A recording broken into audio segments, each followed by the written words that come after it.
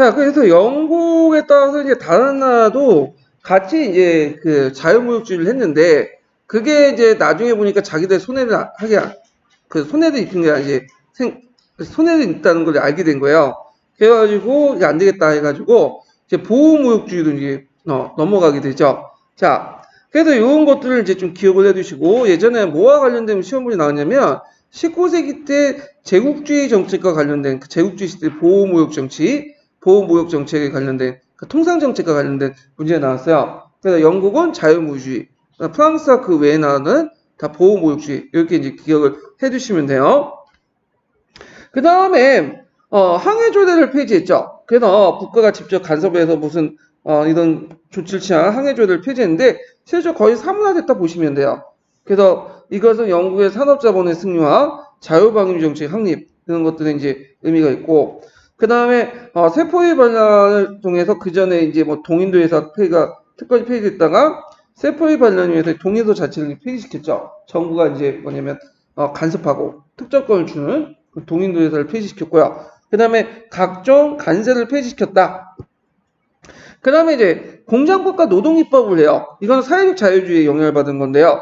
그래서 부는 개인의 창의성과 시생의 산물이보다는 사회제도와 법의 조치의 산물을 인식하고, 사회의 어떤 궁극적인 목적은 구성의 복리증진이 있다. 그리고 1차 공정법하고 2차 공정법을 이제 만들었고요. 그 외에도 뭐 여기는 안 나와있지만 여러 그 공정법도 만들었어요. 근데 1차 공정법 같은 경우에는 취지는 좋은데 면직물 공업에 한정돼 있고, 되게 그걸 어겼을 경우에 처벌할 수 있는 장치가 없어. 그러다 보니까 이제 실효성이 없었고요. 2차 공정법부터 이제 실효성 있는 조치를 많이 냈는데, 뭐 9살 이하의 아동의 노동 전면 금지, 노동 시간을 13살 이하는 9시간 뭐 여기까지 제한을 했고, 그래서 실시 여부를 확인할 수 있는 감독관을 이제 설치했고요. 그 외에 노동조건 개선이라든지 노동조합의 합법화, 그 다음에 이제 노동조합이 이제 탄생됐죠. 예, 그래서 노동당이 탄생됐어. 그래서 처음에는 노동자들이 자유당을 지지했어요. 비판적 지지했지만 나중에 이제 19세기 때 말에 들어서 폐비언협회를 중심해갖고 그 노동당이 형성이 됐어요. 예. 그 다음에 신구민법이 만들어졌죠. 그래서 이 구민법은 엘리자베스 여왕 때 만들어졌잖아요. 최초의 이제 사회 입법으로서 만들어졌는데, 그 당시에 빈민구제의 목적으로 해서 신구민법이 만들어졌다. 그래서 이제 복지국가 시스템을 이제 갖춰 나갔던 국가가 유럽에서 두 개의 나라가 있었는데 영국하고 독일이죠. 그러니까 영국 같은 경우에는 이제 아까 사회적 자유주의 입각해서 이제 한 거고, 독일은 일종의 국가사회주의적 입장. 그 독일의 이제 뭐냐면 가부장적 입장.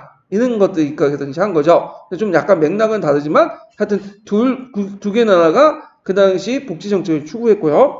그 다음에 이제 산업화에 필요한 인력을 양성하기 위해서 공교육제도를 도입했죠. 최소한 초등교육은 받아야 된다. 의무교육 실시하자. 그래갖고 이제 실시한 거죠. 자, 그러면 서양사 개론에 관련돼 갖고 이제 관련된 내용을 이제 읽어볼게요. 자, 19세기 전반기에 유럽 대륙이 반동과 혁명의 소용돌이 속에 시말려 있을 때 영국만은 국제적인 정치 문제를 중심으로 혁명이나 폭력에 의하지 않고 착실하게 점진적인 자유주의 개혁을 달성해 나갔다. 이미 18세기 중엽에 거대한 식민지 제국을 건설하고 18세기 말에는 본격적인 산업혁명이 진행되고 있던 영국은 나폴레옹 몰락 후에 매트린을 중심으로 한 보수적 빈체제와 보조를 같이 하지 않았다. 국내 문제에 있어서도 1828년에 신사역을 폐지했고 비국교도인 신교도의 간직을 개방했고, 그 다음에 다음에 카톨릭 교도에 대한 해방령을 내려가지고 카톨릭 교도들에게 신민적 자유와 권리를 부여했다. 이거는 카톨릭 교도들도 이제 이때부터는 뭘 할 수 있는 자유를 얻게 된 거야.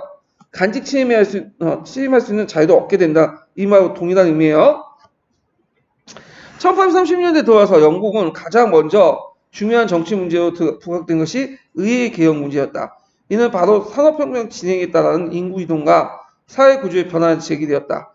영국 의회는 명예혁명 이후에 아무런 변화가 없었고 여전히 지주층인 젠트리와 약간의 자유 직업인 대상인과 금융가로 구성되었다. 자, 유권자 수는 성년 남자의 6분의 1에 미달했다. 그러나 이제 산업혁명 진행에 따라 중산계급의 힘이 강화되면서 새로운 이제 신흥 자본가와 노동자 계층이 형성되었고 신흥 그 공업 도시의 추천과 더불어 농촌 인구의 도시 이동 형성에 현저했다. 자, 이러한 사회경제적 변화로 의회 구성과 선거법 보수이 드러났고 이해 개혁에 거의 불가피했다. 그래갖고 이제 그 예가 있고요. 그래서 이렇게 심각한 모순을 이른바 부패 선거구가 이제 형성이 됐죠. 그래서 이제 부패 선거구가 이제 형성됐고 이는 그동안 인구 이동이나 지역의 변화로 거의 유권자가 없는 선거구로서 이를테면 50명 미만의 유권자 2명이 위에를 선출하는 경우가 있었고 다윈 선거구는 그 대부분이 바다에 매몰돼서 선박위에서 투표를 하는 형편이었다. 그 방면에 맨체스터와 리버풀 같은 신흥 공업도시는 독립된 선거구를 구성하지 못하고 있었던 것이다. 선거법 개정의 요구는 이미 일찍부터 있어 왔으며 1820년대 들어와서 1820년대 더욱 강화되었다. 자, 그래서 이제 보면 여기 잠깐만요. 제가 버벅 때문에 잠깐 중단시켰는데 자, 선거법 개정에 대한 요구는 이미 일찍부터 되어 있어 왔고 그 다음에 이제 1820년대 들어와서는 더욱 강화되었다. 따라서 1831년에 시그당은 선거법 개정안을 의회에 제출했으나 상원에서의 토리당이 반대로 번번이 좌절되어 사태가 악화되어 혁명적인 직전에 험악한 상황까지 이뤘다. 이때 이제 시그당이 이제 왜 제출했겠어요? 누굴 끌어들이고 그 당시 신흥 자본가들을 끌어들이려고 제출한 거죠. 그래서 이제 이에 반대자들은 한풀 꺾여 1832년 6월 개정안을 통과하게 됐다. 그 주된 내용은 50개 이상의 부패 선거구를 없애고 이들 신흥 공업도시에 배정하는 한편 선거 자격을 완화하여 토지 소유 위에 동산 소유를 자격을 포함시킨 결과 유권자 수는 약 50% 증가했고 신흥 자본가를 포함한 거의 모든 중산계급들이 투표권을 획득했다. 자, 이 선거법 개정은 아직 노동자에게 투표권을 주지 않았으나 남들 자유주의의 커다란 승리였으며 영국의 민주적인 발전에 첫 걸음이기도 하다. 자, 선거법 개정은 정당의 변화에도 크게 가져왔다. 시그당은 산업자본가를 비롯해 진보적 중산계급 중심주의자를 말하자 자유당이 되었고요. 토리당도 농촌의 영국 국교의 기반으로 보수당이 이제 개편되었다. 1832년 이후에 선거법이 거듭 개정되어 선거권이 확대되자 두 정당은 대중정당으로 성장하게 되었다. 자유당과 보수당은 그 지지 세력의 차이가 있긴 했으나 결국 계급적인 것이 아니었고 전자가 진보적이었고 후자는 보수적인 차이도 있었으나 그렇다고 성명한 것이 아니었다. 오히려 두 정당은 일찍이 확립된 의회 정치의 정통에 입각해서 타협과 선의의 결정을 통해서 영국의 자유주의 발전에 크게 공헌했다. 자, 산업 부르주아지는 선거법 개정에 또 하나의 승리를 거뒀는데 이게 1846년에 공물법 폐기였다. 공물법은 국내 그 지주들의 이익을 옹호하기 위해서 외국의 수입으로부터 공물 수입을 제한하는 바 이른바 국가를 높게 유지함으로써 임금을 압박을 주고 공업제품의 가격을 인상시키는 결과를 가져왔다. 그래서 이제 공물법은 이제 나폴레옹 전쟁 이후에 공물법을 얘기하는 거야. 예전에도 있었어요. 예. 근데 두 번에 있었죠. 처음에는 아예 그 공물법을 수입 못하도록 했다가 신공물법 개정 때는 이제 수입은 하는데 수입관세를 부과할 때 국내 시세와 따라서 왔다 갔다 연동해서 부과를 하는 거죠. 자, 그래서 이제 이때 산업자본가 출신이었던 맨체스터의 코브트와 브라이튼이 이제 방공물법 동맹을 이제 결성을 하게 돼요. 그래서 반대 운동을 했고 1846년 이를 폐기하는데 성공했다. 이와 더불어 이 원료와 공업 제품에 대한 보호 관세도 차례로 폐지되었다. 1849년에 항해조대에도 폐지되었다. 이는 산업자본의 승리와 자유방임주의 확립을 뜻하는 것으로서 영국은 이제 완전한 자유무역국가가 되었다. 그것이 가능하게 했던 것은 영국의 가장 선진적인 공업국가인 동시에 해운국가였고 강대한 식민지 국이기 때문이다. 그래서 영국이 이렇게 자유무역을 이제 했던 것이 충분하게 자기의 물건을 갖다 여러 곳에 팔 수 있기 때문인 거야. 거꾸로 그렇지 못한 나라는 못하는 거죠. 그러다 보니까 뭘 하게 돼? 보호무역을 하는 거죠. 예. 자, 그러면 고정경제학 부분에 갖고 이제 요 관련된 내용도 있는데 고정경제학 부분 리카르도와 멜데스는 예전에 한번 시험 문제 나왔거든요. 한번 읽어볼게요. 자, 일단은 고정경제학에서 주요한 것은 자유경제하고 자유방위이죠. 그래서 모든 걸 다 어디다 맡겨라? 시장에 갖다 맡겨라. 그래서 정부는 최소한의 역할만 해라. 이렇게 주장을 했죠. 그래서 이제 누가 이걸 확립을 했냐면 아담 스미스가 확립을 했다고 전 시간에 얘기를 했어요. 자, 그런데 이제 그래서 아담 스미스는 뭐 중상주의 간섭과 통제로부터 경제활동이 해방이 되어 개인의 자유활동을 맡긴다면 알아서 경제적 발전은 물론이요 사회 전체의 복지가 증진될 것은 미래의 낙관적이고 밝은 전망을 가지고 있었다. 이렇게 이제 볼 수 있는데 이 아담 스미스의 이런 그 주장을 뒷받침에 지지했던 사람이 누구죠? 산업자본가들이에요. 자, 그래서 그걸 계승한 사람이 이제 그 멜데스와 뭐 니카도.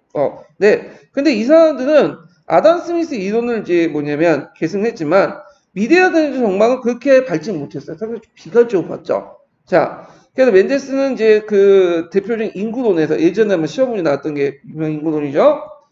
인구는 억제되지 않으면 비하급수로 증가되고 식량은 상수급수로 증가될 뿐이다 하는 유명한 인구 법칙을 제시했다. 그래서 인구의 무한한 증가가 빈곤과 악독을 넣고 노동자의 임금을 저하시킨다고 설명했다.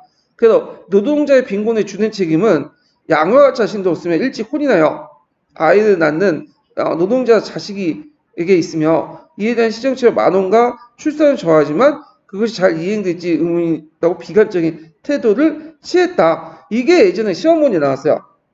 그래갖고 노동자의 빈곤의 주된 책임은 양육할 자신도 없으면서 혼인에 아이를 많이 낳는다. 노동자 자신의 문제가 있다.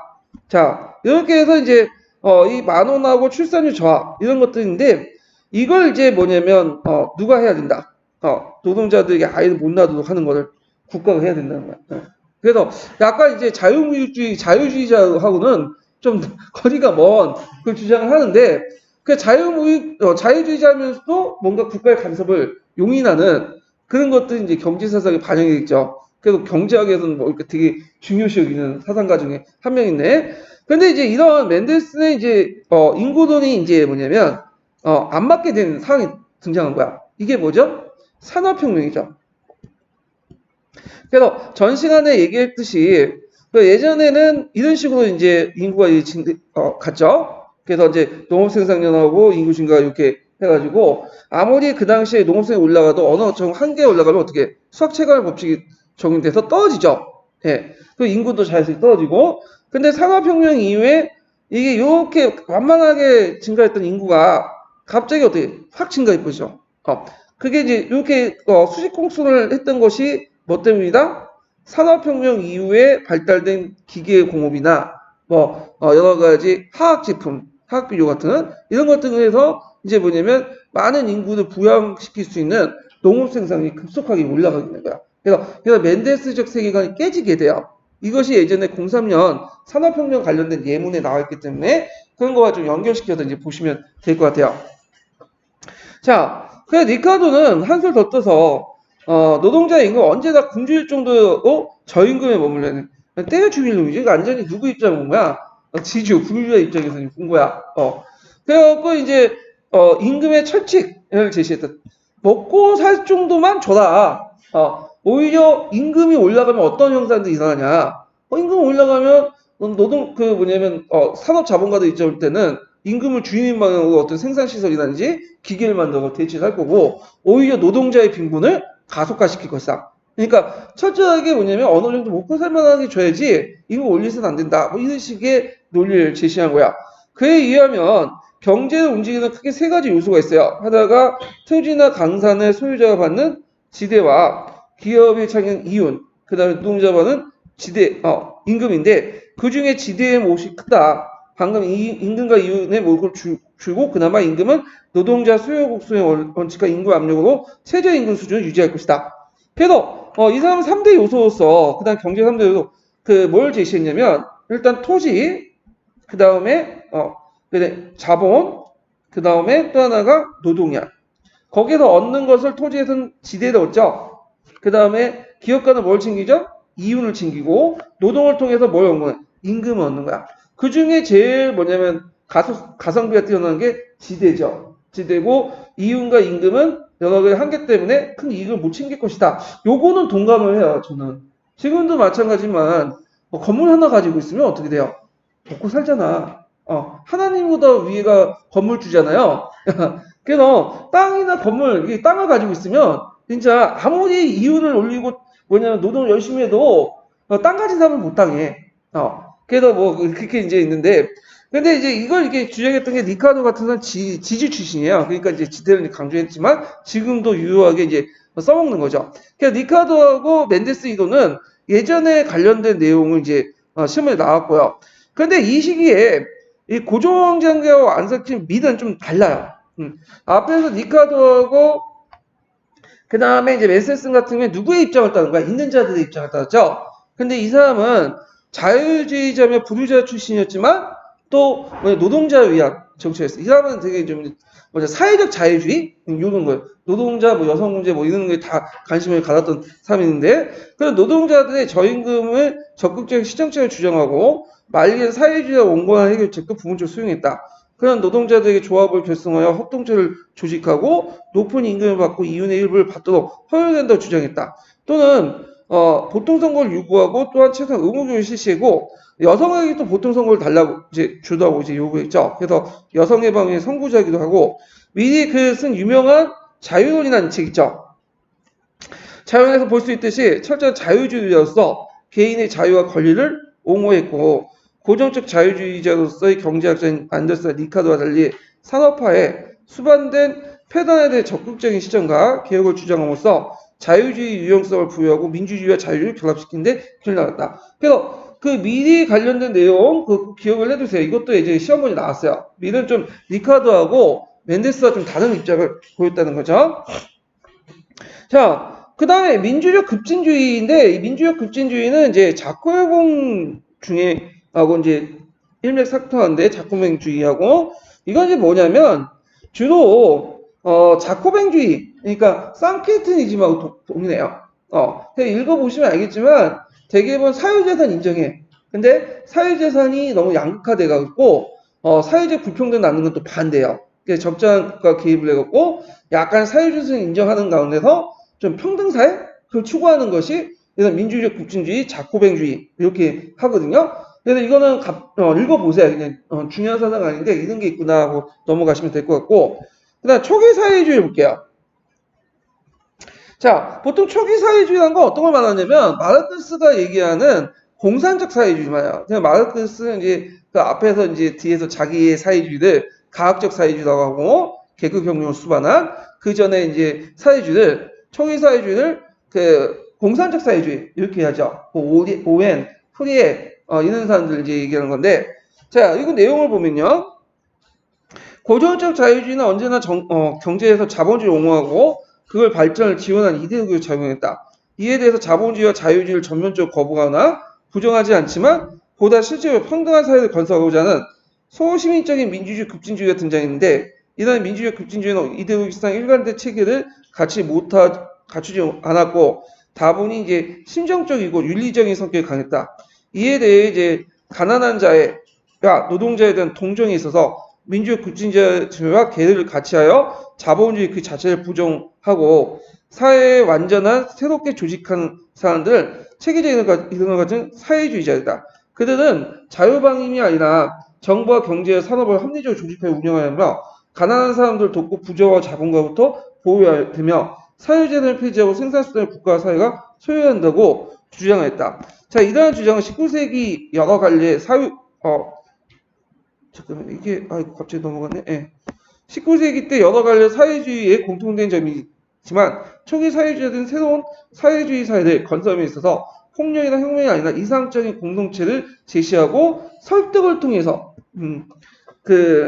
그들의 목적을 달성하는 데 반해 이런 점에 마르크스 엥겔스는 계급혁명을 강조했죠. 그래서 마르크스 엥겔스는 이 사람들을 뭐라고 한다? 공상적 사회주의라고 한다. 그래서 생시몬, 프리에 뭐 이런 사람들은 이제 이게 오웬 같은 자 이거는 나중에 이제 제가 먼저 도표를 먼저 설명해놓고 이제 사회주의 전반적으로 좀 얘기하고 좀 읽어볼게요. 예, 좀 쉬었다 할게요, 이 부분요.